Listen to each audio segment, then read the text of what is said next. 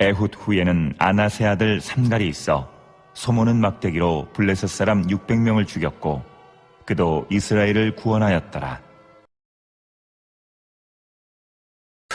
예전에 지금도 전도로 유명하십니다. 세계로 교회 손현보 목사님께서 교회에 오셔가지고 간증을 한 적이 있어요. 제가 이전에 있었던 부목사로 있었을 때 그 교회에서 손현보 목사님 오셨던 적이 있습니다. 그 간증을 듣고 저도 불교 신자를 만나는 기회가 있었습니다. 만나게 될 기회가 좀 있어서 미리 공부를 조금 하고 복음을 전한 적이 있습니다. 제일 먼저 한 질문이 뭐였냐 하면 윤회설을 믿습니까? 라고 제가 여쭤봤어요. 그럼 이제 불교 신자이신 분들은 거의 대부분 뭐 그렇다고 인정을 다 하세요. 그래서 저도 그 다음에 이야기를 했습니다. 그러면 다음 생에는 무엇으로 태어나고 싶으세요? 라고 물어봤습니다. 그럼 여러분들 어떻게 대답을 할 것 같습니까? 다들 이제 얘기를 할 때 그래도 사람이 좋겠죠? 라고 얘기를 합니다. 다들 그렇게 생각을 합니다. 그래서 이렇게 얘기를 했습니다. 윤회설이라는 게 불교는 원래 없는 것 아십니까? 라고 물어봤습니다.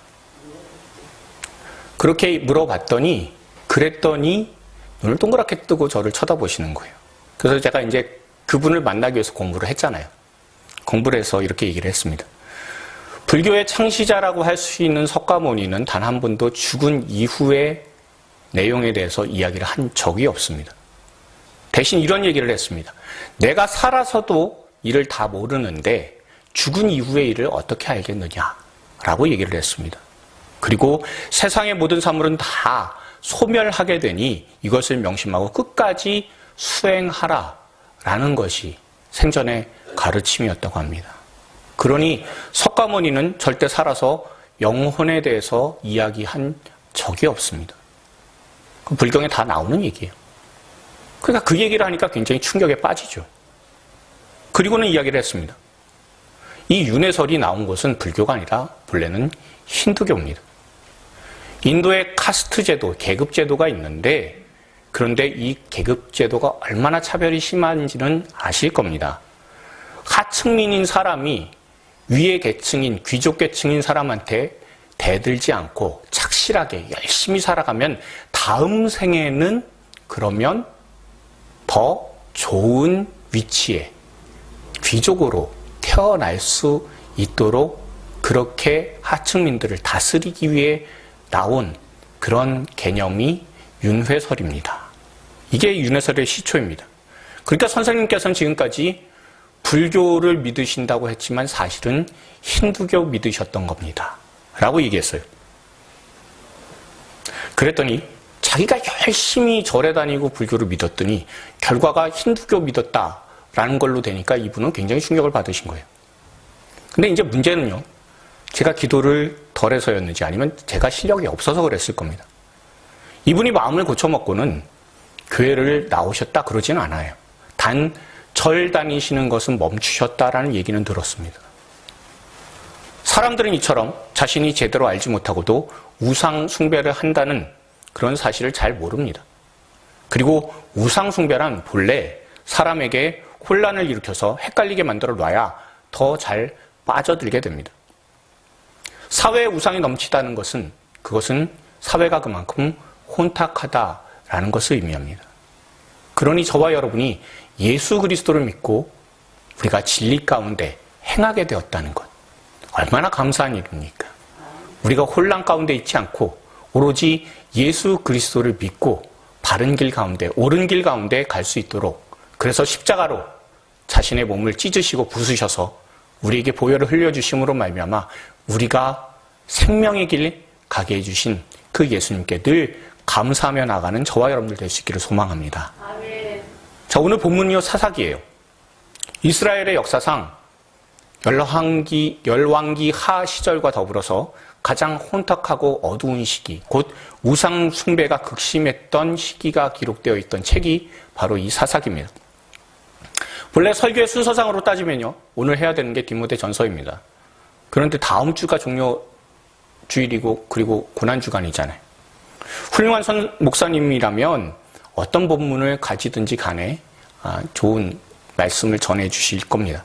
그러나 저는 아직 사사기로 종료주일 고난주간에 대해서 설교를 할 수 있는 그런 실력은 아직 되지는 않아요. 그렇기 때문에 오늘 해야 되는 본문을 다음 주로 밀고 다음 주에 해야 되는 사사기를 오늘로 이렇게 땡겨서 설교를 하게 되었으면 여러분들 양해해 주시기를 부탁을 드립니다. 그리고 오늘 할 본문을 다음 주로 미뤄서 종료주일과 그리고 고난주간에 우리가 맞춰서 그렇게 설교를 하도록 하겠습니다. 지난주 우리가 본문을 할 때 여호수아서 본문을 했습니다. 그럼 여호수아서하고 사사기를 보면요, 한 권으로 묶어서 읽어도 괜찮겠다 싶을 정도로 연관성이 깊은 책입니다. 여러분께서 나중에 통독을 하시게 되면요, 오늘은 여호수아서 읽어야지, 다음 날은 사사기 읽어야지, 뭐 이렇게 하시는 것보다는 제일 좋은 것은 한 날 여호수아서 사사기를 한꺼번에 읽으시는 것, 아니면 한 주간에 여호수아서 사사기를 한꺼번에 읽으시는 것을 추천을 드립니다. 그래야 더 말씀 읽는 것에 있어서 수월하고 이해도 깊어집니다. 그리고 또한 이런 표현을 하나님의 말씀인 성경에 대입하는 게 조금은 무리입니다만, 그렇지만 여호수아 사사기를 같이 읽어서 읽으시면 훨씬 재미도 있어요. 지난주에 우리가 여호수아서를 볼 때 중심 인물은 여호수아다라는 것을 말씀을 드렸어요. 그렇죠? 자, 그리고 또 한 가지 말씀을 드릴 때 전쟁이라는 것에 대해서 말씀을 드릴 때는요, 전쟁이 정복을 위한 전쟁이 있고 그리고 정착을 위한 전쟁, 두 가지 양상으로 나타난다라는 것을 말씀을 드렸습니다. 그런데 사사기도요, 주요한 인물 중에 한 명이 바로 여호수아입니다. 왜냐하면요, 이 사사기 맨 처음에 시작할 때 여호수아가 2번 등장을 해요. 잘 보시면요, 1장 1절에 여호수아가 죽은 후에라고 되어 있습니다. 그리고 2장 8절에도 여호수아가 110세의 죽음에라고 되어 있어요. 그러니까 여호수아에 대한 이야기로 시작을 해요. 그러니까 여호수아가 사사기에서 굉장히 중요한 역할을 하는 인물 중에 하나입니다. 그리고 나서 이 다음에 무슨 얘기가 나오면 정복에 실패했다라는 말이 나오고요. 그 다음에 우상 숭배에 빠지게 되었다라는 말이 등장을 합니다. 그러니까 여호수아서하고 사사기는 이것만 해도요, 굉장히 큰 연관성이 있다는 것을 알 수가 있습니다. 우리가 여호수아서 하게 되면요, 늘 정복에 대한 이야기가 나오고, 그리고 사사기는 조금 전에 말씀을 드린 것처럼 그 정복에 실패했고 우상 숭배에 결국엔 빠지게 되었다라는 겁니다. 그리고 사사기의 중요한 분위기에 대한 말씀은 바로 이 말씀이죠. 우리가 잘 아는 대로 이스라엘의 왕이 없었으므로 자기 소견에 옳은 대로 행하였더라라는 이 말씀이 가장 중요한 사사기의 분위기를 알려주는 말씀입니다. 근데 참 재밌지 않습니까? 여호수아가 죽은 후에라는 말이 2번 나왔어요. 그런데 이스라엘의 왕이 없었으므로는 말이 뒤에 2번이 또 등장을 합니다.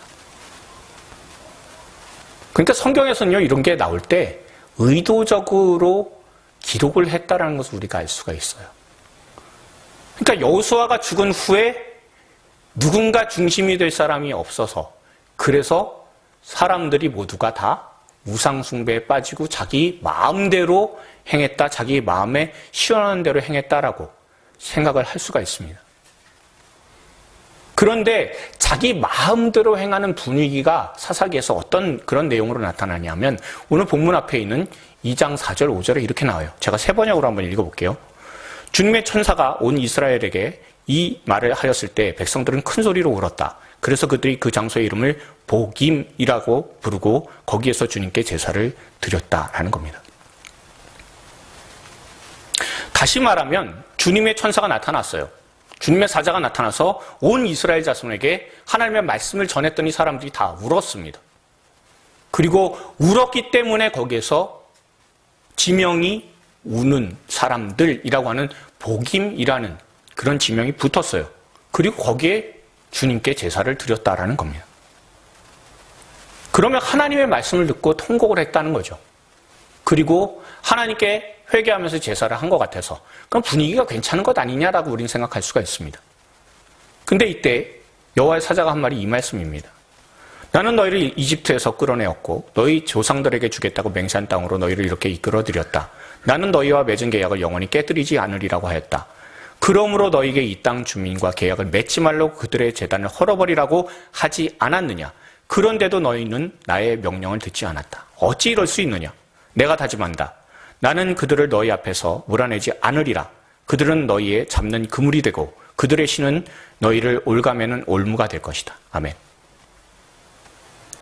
이 말이 전해졌어요. 제가 가끔씩 이렇게 새번역 아니면 공동번역 이렇게 읽는 것은 조금 더 감정을 싣기 위해서고 조금 더 이제 말씀을 들을 때 우리가 부드럽게 수용할 수 있게 하게끔 제가 이 말씀을 공동번역이나 새번역으로 간혹 읽습니다.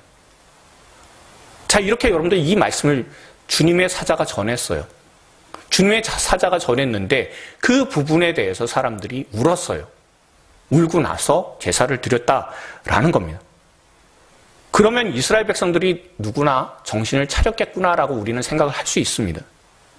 그런데 다음에 등장하는 내용이 6절에 나온 대로 이스라엘 자손은 각기 자기가 유산으로 받은 땅으로 가서 그 땅을 차지했다라는 겁니다. 그러니까 모든 게 다 잘 진행되는 것 같아요. 하나님께서 말씀을 하셨고 거기에 대해서의 반응은 울었습니다. 울고 나서 하나님께 제사를 드렸습니다. 그리고 땅을 차지했습니다. 그런데 우상 숭배했다는 겁니다. 그럼 어떻습니까? 이해가 되십니까? 그럼 제일 중요한 게 하나 있죠. 왜 울었느냐라는 겁니다. 정말 회개했다는 것이냐라는 거죠. 이스라엘 사람들의 모습을 보면요. 회개하지 않았다라는 겁니다. 뉘우쳐서 울었다라는 것이 아닙니다. 이스라엘은 땅을 차지했습니다. 그리고 그 땅에 있는 원주민을 쫓아내지 않고 노예로 삼았습니다. 자신들이 강성해져서 그 땅을 차지하고 거기에 있는 주민들을 노예로 삼았습니다. 자신이 강성해져서 이방인들을 노예 삼고 살아가는 것에 대해서 왜 하나님께서는 인정하지 않으시냐라는 겁니다. 땅을 차지했어요. 그러니까 그 땅을 이제 경작을 해야 됩니다. 농사를 지어야 돼요. 그러면 그 농사할 때는 일꾼이 필요하잖아요. 그 일꾼들을 현지 조달하겠다는 건데 왜 하나님께서는 그것을 인정해 주시지 않느냐라는 것에 대해서의 억울해서 그래서 울었다라는 겁니다. 하나님 앞에 이렇게 얘기하는 거죠. 이 정도면 하나님 성공한 것 아닙니까? 땅 있겠다. 하인 있겠다. 왜 이렇게 성공한 인생을 하나님께서는 싫어하시냐고. 하나님 앞에 투정 부리면서 서럽다고 하는 통곡이 바로 이 복임이라는 내용입니다. 절대 회개하는 게 아니에요. 그냥 이대로 살겠다는 겁니다. 이런 자신들의 성공에 대해서 하나님께서는 왜 인정해 주시지 않느냐고. 왜 눈 감아 주시지 않느냐고. 하나님께서 인정해 주시면 다 그냥 잘 넘어갈 수 있는 일인데 왜 그렇게 그게 어렵냐고 하나님 앞에 울면서 하소연하는 겁니다. 죄를 그대로 지으면서요. 사는 것을 돌이키지 않고 하나님께 인정받겠다라고 하는 것. 그것이 바로 복임이라는 그런 지명의 유래이고요. 그리고 이것이 사사기에 있어서의 가장 중요한 내용입니다. 그러니까 절대 하나님은 이스라엘의 왕이 아니신 거예요. 이스라엘 사람들이 먼저 하나님을 왕으로 인정하기 싫었습니다. 하나님이 나를 인정해 주시는 것, 그것을 해주지 않아서 그것 때문에 화가 나고 그것 때문에 분노하고 그것 때문에 서럽다고 우는 것이 아니라 사실상 보면요. 하나님을 왕으로 이 사람들은 인정하지 않았다는 겁니다. 그러니까 하나님께서 왕이 되지 않는 삶을 사니까 자기 소견에 옳은 대로 자기 마음에 시원한 대로 행했다라는 것이 바로 사사기 전체의 분위기입니다. 그래서 이스라엘은 하나님의 말씀대로 이후에 옆구리에 가시와 올무가 되는 이방 민족들이 생기게 돼요. 그리고 어려움을 당하게 됩니다. 그리고 그 어려움을 당하게 되었을 때 그 모든 것들을 하나님께서는 그대로 두시지 않으셨습니다. 여호수아가 죽은 이후 한 세대가 지나기 전에 그때에 이 사람들이 우상 숭배를 해서 어려움을 겪게 되었을 때 하나님께 부르짖었습니다. 하나님께 이제 우리를 인정해 주십시오라고 부르짖는 게 아니라 하나님 이제는 좀 살려주십시오라고 그때 부르짖을 때 하나님께서는 세워주셔서 그래서 이스라엘을 구원하게 한 사람들이 있는데 그 사람들이 바로 사사입니다. 여러분도 오늘 본문을 읽으셨습니다. 읽은 9절에 나오는 사사는 삼갈입니다. 근데 삼갈에 대해서는 딱 한 절밖에 안 나와요. 우리가 사사라고 하면 가장 먼저 떠오르는 사람이 누가 있습니까? 믿음의 300용사 기드온이 있고요. 또한 굉장히 유명한 삼손이 있습니다. 이 사람들에 대한 분량은요 굉장히 많아요. 기드온은 한 3장 되고요. 그리고 삼손은 넉 장 됩니다. 그리고 이 삼갈 앞에 나오는 온니엘이나 에훗, 그리고 바로 뒤에 등장하는 사사인 드보라에 대한 내용도 꽤 돼요.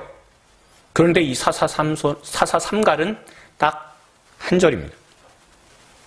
그래서 사사기 안에는요, 이제 중요한 구분이 하나 있어요.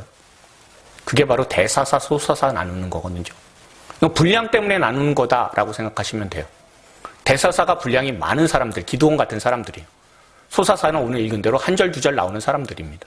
그런데 대사사는 6명, 소사사는 6명 이렇게 등장하는 게 사사기고요.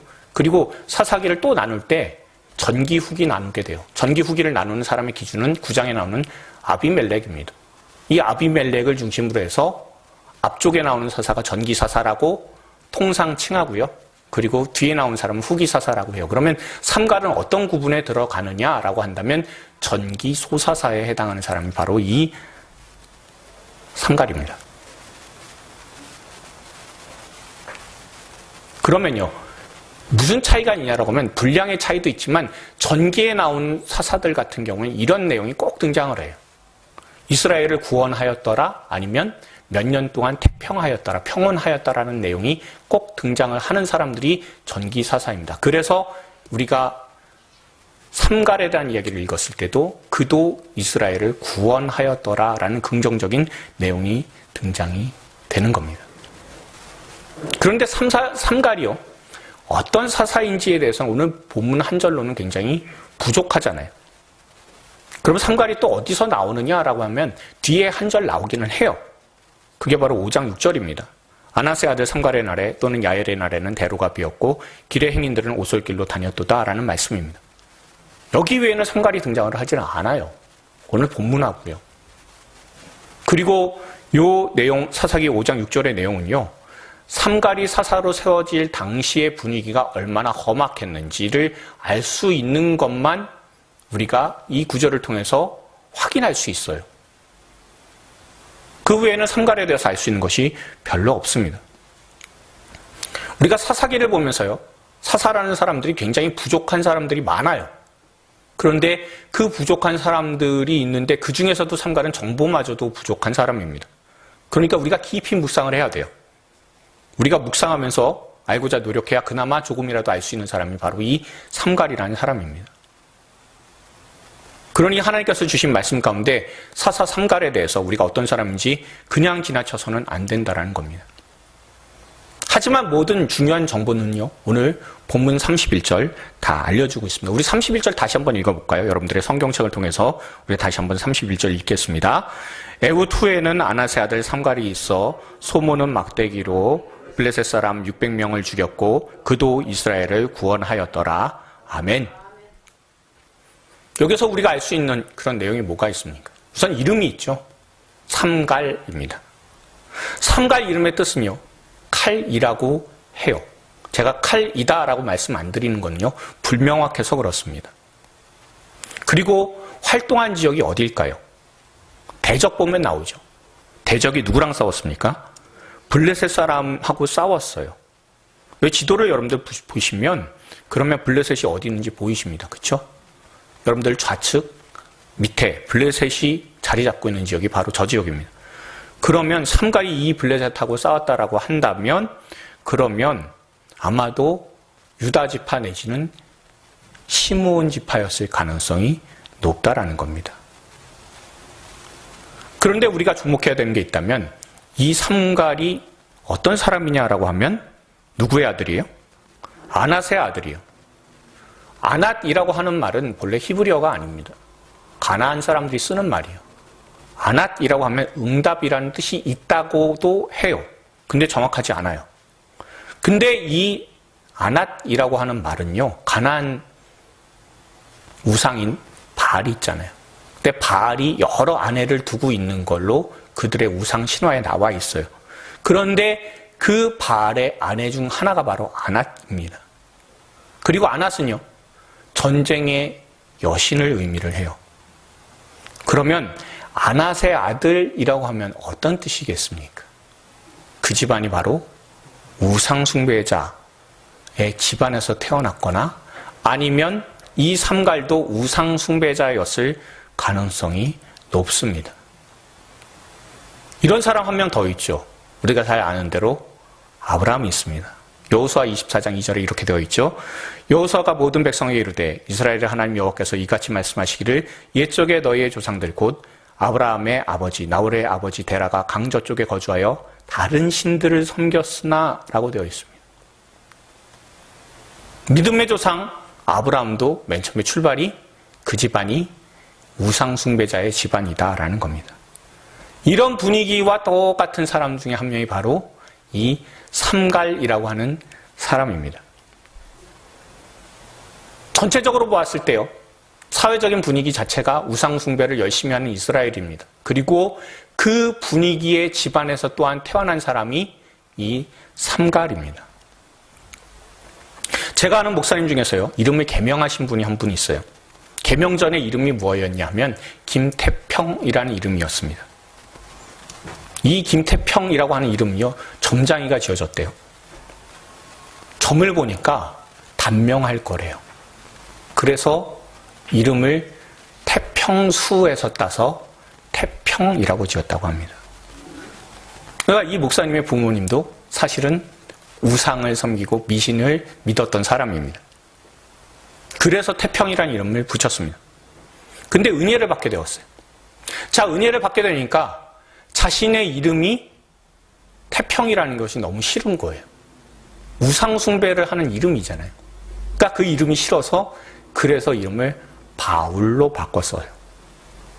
바울이 하나님 믿기 전에는요, 교회를 핍박하는 사람이었지만 하나님을, 예수님을 인격적으로 만나고 나서 그 다음에 그 인생이 바뀌었지 않습니까? 그런 바울을 닮아가기 위해서 이름을 바울로 개명을 하셨다는 겁니다.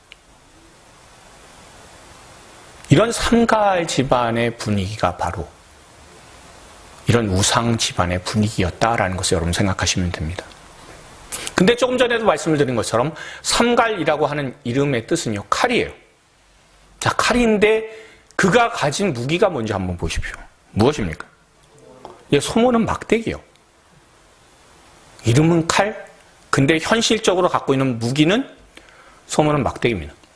소모는 막대기는요, 길이가 한 2.5m 정도 되는 장대라고 해요. 그래야지 큰 소를 이렇게 툭툭 치면서 좋은 길로 인도할 수 있기 때문에 그럴 겁니다. 길다는 장점은 있어요. 그런데 싸움에서의 무기가 될 수는 없잖아요. 블레셋 사람 600명을 죽였다라고 되어 있습니다. 그럼 여러분 한번 생각해 보십시오. 칼로 600명을 죽이려면 칼 몇 번 쓰면 되죠? 600번, 정확하게 급소를 늘려서 치면 그렇게 되겠죠. 그런데 소모는 막대기로 600명을 죽이려면 몇 번을 쳐야 됩니까? 사실상 현실적으로 답이 안 나와요. 그렇지 않습니까? 그러면 싸움에서의 무기가 되기가 힘든 게 바로 이 소모는 막대기입니다. 무기도 변변치 않아요. 그리고 우상숭배자 집안에서 태어난 사람입니다. 사람들이 소모는 막대기를 들고 이스라엘을 구원하겠다고 이 삼갈이 나섰을 때 사람들이 어떻게 생각했을까요? 네, 못 믿어했을 겁니다. 비웃었을 겁니다. 게다가 이름이 칼이에요. 아마도 대적인 블레셋이 정말 많이 비웃었을 겁니다.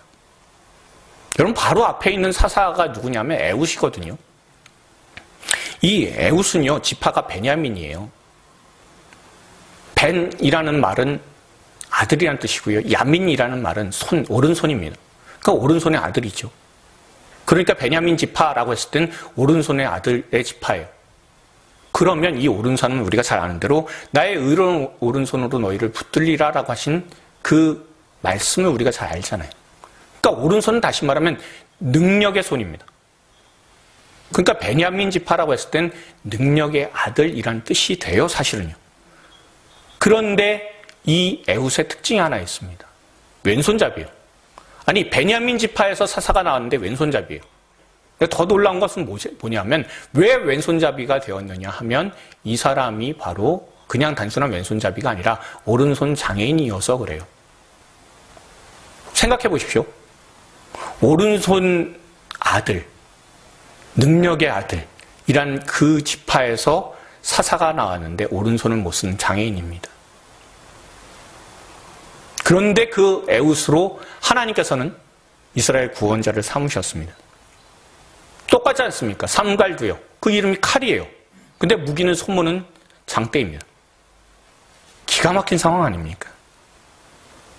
여러분, 블레셋 하면요, 대단히 무서운 사람들인데 왜 무섭냐면 이 사람들이 우리가 예전에 세계사에서 한번 배운 적이 있는 사람입니다. 이 사람들이 최초로 철기 문명을 가지고 있었던 히타이트족 속의 분파입니다. 블레셋 사람들이. 철기 문화예요. 가장 강력한 무기죠. 당시에 이스라엘은 갖고 있는 게 철제 무기가 아니에요. 청동 무기예요. 그런데 이 사람들은 이미 철제 무기를 쓰고 있는 사람들입니다. 그런 철제 무기를 쓰고 있는 사람들 앞에 대항하고자 나타난 사람이 소모는 막대기를 들고 나타났습니다. 얼마나 보잘것 없습니까?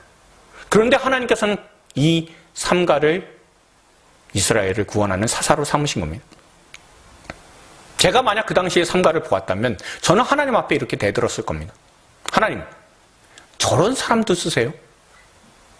알려진 바도 없고 알려진 것이라고는 오히려 사사되기에 부적절한 그런 부정적인 부분이 훨씬 더 많습니다. 집안이 우상숭배하던 사람 쓰면 어떡합니까? 덕이 되지 않습니다. 게다가 가진 무기가 어떻게 소모는 막대기입니까? 저 사람과 싸워야 되는 사람은 바로 강철검을 들고 있는 블레셋 사람 아닙니까? 어떻게 상대하려고요? 그런데 어떻게 저 삼갈 같은 사람을 내세우십니까? 저는 도저히 이해할 수 없습니다라고. 저는 하나님의 뜻에 정말 반발을 할 겁니다. 그 누구든 삼갈과 당시 블레셋 상황을 알고 있는 사람이라면 하나님께서 사사라, 이 삼갈을 삼으신 것에 대해서 긍정적으로 반응할 수 있는 사람은 아무도 없었을 겁니다. 그런데 하나님 어떤 분이십니까? 우리가 잘 아는 하나님 이런 분 아니십니까? 우리가 사무엘상 16장 7절 말씀 우리가 같이 한번 읽어볼게요. 읽습니다. 그의 용모와 키를 보지 말라. 내가 이미 그를 버렸노라. 내가 보는 것은 사람과 같지 아니하니 사람은 외모를 보거니와 나 여호와는 중심을 보느니라. 아멘. 겉으로 보기엔 삼갈은 아무것도 하지 못할 것 같았죠. 그런데 그런 삼갈을 하나님께서 택하셨습니다. 그리고 이스라엘을 구원할 사사로 삼아주셨습니다. 그리고는 블레셋의 정예부대 600명을 이 단 한 사람, 이 삼갈이 물리치게 해주셨습니다. 한 번의 전투에서 600명을 물리쳤는지 아니면 여러 번에 걸쳐서 죽였는지 알 수는 없습니다. 그런데 분명한 것은 이 삼갈 때문에 블레셋은 기겁을 했을 겁니다. 야, 한 사람이 막대기 들고 600명을 쓰러뜨렸으면 그러면 저 사람들 다 모여서 우리한테 공격하면 우리는 끝나겠다 싶어서 그래서 물러갔을 겁니다. 그래서 블레셋이 삼갈의 당시에 감히 이스라엘의 상대가 되지 못했을 겁니다. 그럼 31절을 보시면 이렇게 되어 있죠. 에웃의 후예라고 되어 있습니다. 에웃 다음에라는 뜻입니다. 조금 다른 의미로 번역하면 시간 순으로 후회가 아니라 순서상으로 후회일 수도 있어요. 그러니 에훗 다음에 이어서 나타난 사람이 삼갈이기도 하지만 에훗이 가장 큰 공을 세웠다면 그 이후에 그거보다 조금 떨어진 공을 세운 사람이 바로 이 삼갈이다라고 하는 그런 의미일 수도 있어요. 그래서 학자들은요, 에훗과 삼갈이 같은 시대에 같은 때에 사역을 했다라고 이야기를 하기도 하고요. 또한 두 사람이 모압과 블레셋을, 그러니까 서쪽과 동쪽을 잘 방어를 해줬기 때문에 두 사람이 방어해서 그래서 평화를 누린 기간이 오늘 본문 앞에 30절에 80년이라고 되어 있는 겁니다. 보통 한 사사가 사역을 잘하면 한 세대 40년 가요. 그런데 두 사사가 노력을 하고 하나님의 은혜 가운데 사역을 하기 때문에, 그렇기 때문에 80년이라는 시간을 이스라엘은 평화롭게 지낼 수가 있었다라고 하는 겁니다. 여러분, 삼가를 보면요, 성경에 어떤 장면이 떠오르십니까? 저는 이 말씀이 떠오릅니다. 베드로가 이르되 은과 금은 내게 없거니와 내게 있는 이것을 내게 주노니 나사렛 예수 그리스도의 이름으로 일어나 걸으라 하고 오른손을 잡아 일으키니 발과 발목이 곧 힘을 얻고 뛰어가서 서서 걸으며 그들과 함께 성전으로 들어가면서 걷기도 하고 뛰기도 하며 하나님을 찬송하니 모든 백성이 그 걷는 것과 하나님을 찬송함을 보고 그가 본래 성전 민문에 앉아 구걸하던 사람인 줄 알고 그에게 일어난 일로 인하여 심히 놀랍게 여기며 놀라니라. 아멘. 여러분, 이 말씀 보면 어떻습니까? 정말 유명한 말씀이죠. 은과 금은 나한테 없어요. 근데 내게 있는 것이 뭐예요? 예수 그리스도의 이름입니다. 그것을 주었더니 사람이 일어났다는 거죠. 근데 더 중요한 것은 무엇입니까? 이 뒤에 이 사람이 일어나서 누구를 찬양해요? 하나님을 찬양하게 되었다는 겁니다. 베드로를 비롯한 사도들에게는 가진 것이 없어요. 근데 가진 것이 무엇입니까? 오직 나사렛 예수의 이름밖에 없는 겁니다. 세상의 모든 은과 금을 한번 모은다고 생각해 보십시오. 얼마나 은과 금을 모아야 이 사람을 일으킬 수 있을까요? 은과 금을 다 모은다고 해도 이 장애인을 일으킬 수 있을까요? 불가능하잖아요. 그런데 그것보다도 훨씬 놀라운 일이 일어났습니다. 예수 그리스도의 이름을 가졌기 때문에. 우리를 구원하시기 위해 주님께서 은과 금 모으시지 않았습니다. 우리가 구원받기 위해서 얼마만큼의 은과 금이 필요할까요? 은과 금, 세상에 있는 모든 것들, 보물들 다 가져다가 하나님 앞에 드린다고 우리가 구원받을 수 있을까요? 불가능합니다. 그러나 오직 예수 그리스도의 이름만, 예수 그리스도의 능력만 우리를 구원하실 수 있습니다. 그 십자가가 저와 여러분을 살렸습니다. 그러니 우리가 살아가야 되는 삶은 어떻습니까? 하나님을 찬양하는 삶을 살아야 된다는 겁니다. 여러분, 삼갈도 마찬가지 아닙니까? 은과 금 없어요. 강철검 없습니다. 실력도 부족해요. 갖고 있는 거는 소문은 막대기밖에 없는 상황입니다. 아무것도 할 수 있을 게 없을 것 같아요. 게다가 우상 숭배하는 집안이래요. 뭐 볼만한 게 아무것도 없잖아요. 그런데 하나님께서 임하셨기에, 하나님께서 함께 하셨기에, 그래서 구원의 역사를 이루게 되었습니다. 보잘것없어 보이는 무기가, 아무 자격이 없어 보이는 사람이 하나님의 도구가 되어서 마침내는 블레셋의 주력군대 600명을 물리쳐서 이스라엘을 구원하게 되었습니다. 하나님께서 살아계신 것과 하나님의 일하심과 하나님의 전능하심을 드러내는 사람이 바로 이 삼갈이었고, 또한 그것을 통해서 이스라엘 백성들은 우리가 우상 숭배에서 끝나는 것이 아니라 이제 하나님을 알자고, 하나님을 아는 분위기로 가서 결국엔 80년 동안 애국과 함께 그 놀라운 평화의 시기를 누리게 되었다는 것이 오늘 본문의 말씀입니다. 제가 늘 말씀을 드립니다. 은과 금이 필요한 것이 아닙니다. 우리의 실력이 필요한 것이 아닙니다. 가장 중요한 것은 우리가 하나님의 사람으로서 하나님의 손에 붙들렸냐, 아니면 붙들리지 않았느냐의 싸움입니다. 하나님의 손에 붙들린 사람은 하나님의 일하심을 나타내는 도구가 됩니다. 그 도구가 아무리 부족하고 과거 우상 숭배를 하는 전력이 있다 할지라도 그래도 하나님 손에 붙들리기만 하면 소망이 있다라는 겁니다. 그렇지만 세상의 손에 붙들린 사람은 왜 내 모습 인정하지 않습니까? 은과 금이 있지 않습니까? 내 실력이 이렇게 있지 않습니까? 내 여기까지 성공하지 않았습니까?